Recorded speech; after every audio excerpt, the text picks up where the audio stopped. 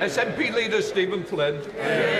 Thank you, Mr Speaker. May I begin by also congratulating the fantastic John Swinney on becoming Scotland's first Minister. Our opponents should be careful, very careful what they wish for.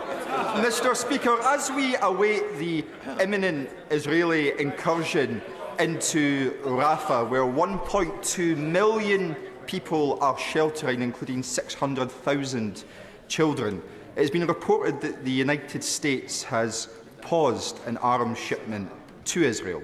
The UK will now follow suit, won't it?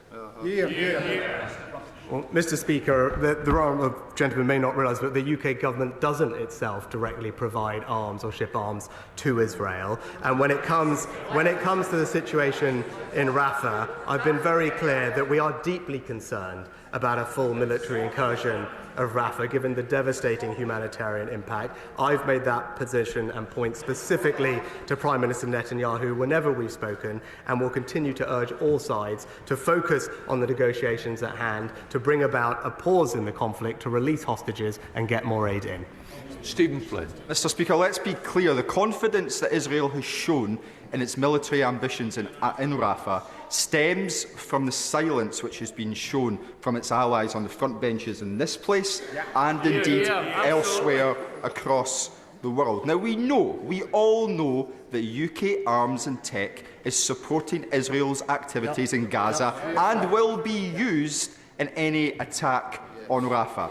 Knowing that and the devastation which is going to occur, surely the time has come to end our complicity and to halt arms sales to Israel. Well, Mr Speaker, of course we take our defence export responsibilities extremely seriously, and that's why we operate one of the most robust licensing control regimes anywhere in the world.